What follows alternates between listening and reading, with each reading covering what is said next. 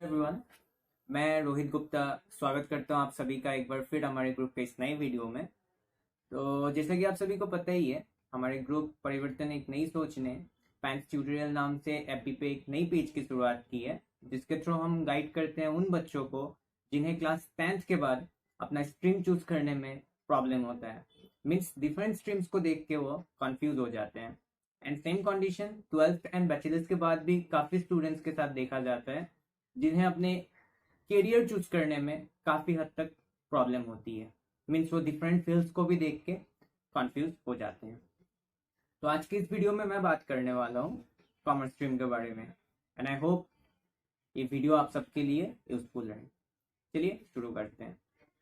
Commerce, trade in commerce, business, tax, laws, इन सब field में इंटरेस्टेड स्टूडेंट्स मेनली इस कॉमर्स को चूज करते हैं।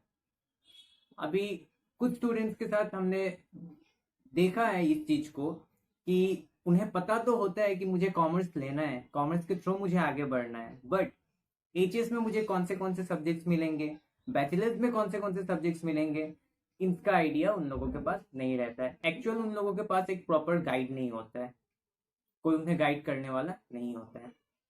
तो आज की इस वीडियो में मैं बात करने वाला हूँ उन सारे सब्जेक्ट्स के बारे में, क्या क्या सब्जेक्ट्स हमें एचएस एंड बैचलर्स में पढ़ाया जाता है। तो शुरू करते हैं एचएस से। तो देखिए, कॉमर्स का बात करें तो अकाउंटेंसी एंड बिजनेस स्टडी बहुत इंपॉर्टेंट होता है। उसके अलावा भी हमें economics, banking and insurance, salesmanship, उसके बाद कॉमर्शियल मैथमेटिक्स एंड इकोनॉमिक्स और इंग्लिश एंड आपका जो एमआईएल है, ये हमें पढ़ना पड़ता है। ये सब सब्जेक्ट्स को हम आगे लेके अपना एचएस क्लियर करते हैं। तो एचएस के बाद क्या, 12th हमने बहुत अच्छे से क्लियर किया, उसके बाद हम क्या करेंगे। तो देखिए, 12th के बाद भी हमारे हाथ में दो ऑप्शंस होते हैं। कुछ स्टूडेंट जाते हैं बीकॉम करने, बैचलर ऑफ कॉमर्स, एंड कुछ स्टूडेंट्स जाते हैं बीबीए करने, बैचलर ऑफ बिजनेस एडमिनिस्ट्रेशन। दोनों एक एक बैचलर डिग्री है, एंड दोनों के जो सब्जेक्ट्स हैं काफी हद तक सेम ही है।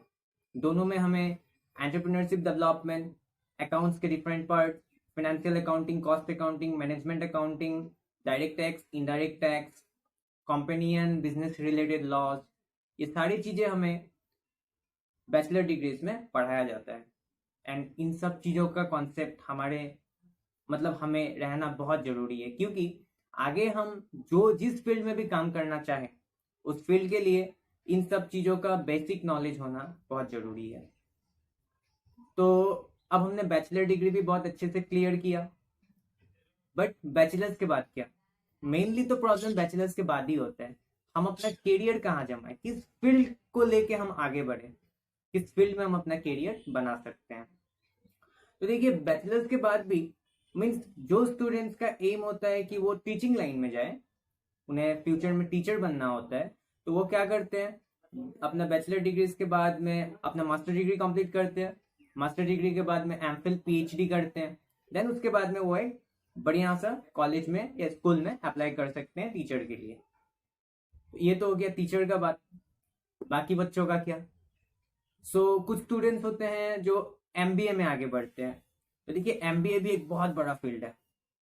अगर हम एमबीए करते हैं अच्छे से, तो एमबीए के बाद भी हमें बहुत सारा करियर ऑप्शन मिलता है, जैसे कि product manager, IT manager, HR manager, marketing manager, जैसे कई सारे पोस्ट, फाइनेंशियल एडवाइजर भी इसी में इंक्लूड है।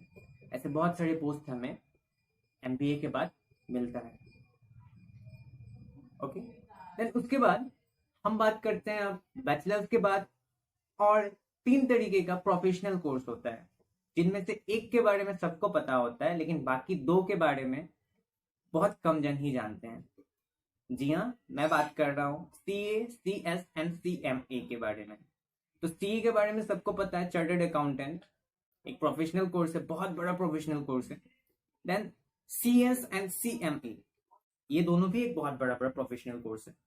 सीए जो है आईसीएसआई के अंडर में आता है, institute of company institute of chartered accountant of India, and जो सीएस है कंपनी सेक्रेटरी, वो आईसीएसआई के अंडर में आता है, institute of company secretaries of India.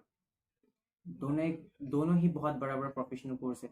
And साथ में सीए में भी है कॉस्ट एंड मैनेजमेंट अकाउंटेंट। तो इन सब फील्ड के थ्रू भी हम आगे बढ़ सकते हैं। अगर हम थोड़ा मेहनत करें, अगर हम इन फील्ड्स में आगे बढ़ें, तो हम अपना जो कैरियर है उसे बहुत अच्छे तरीके से डेवलप कर पाएंगे। एंड ऐसा बात नहीं है कि हम अपने बैचलर डिग्रीज के बाद में ही इन फील्ड्स में जा सकते हैं।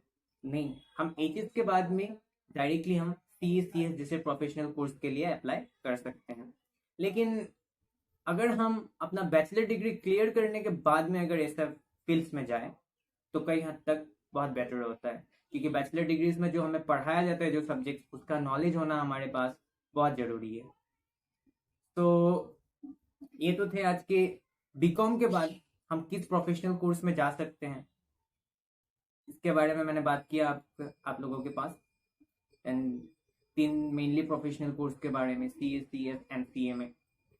तो अगर आप लोग को और कुछ जानना हो या आप लोग का अगर कुछ क्वेश्चन हो तो आप लोग नीचे कमेंट सेक्शन में हमें बता सकते हैं, या फिर जो हमारे साथ डायरेक्टली जुड़े हुए हैं हमारे पैंस ट्यूटोरियल पेज के साथ, आप लोग वहाँ पे भी हमें डायरेक्ट मैसेज कर सकते हैं। एंड जो लोग अभी भी नहीं जुड़े हैं हमारे उस पेज के साथ, तो अगर आप लोग जुड़ना चाहें तो वीडियो का डिस्क्रिप्शन में हमें उस पेज का लिंक दिया हुआ है, तो आप पेज के लिंक के थ्रू आप लोग हमारे पेज में जुड़ सकते हैं। एंड हमारे साथ बने रहने के लिए हमारे इस चैनल को सब्सक्राइब करें। एंड आई होप आप लोगों के लिए ये वीडियो यूजफुल रहे। Thank you so much.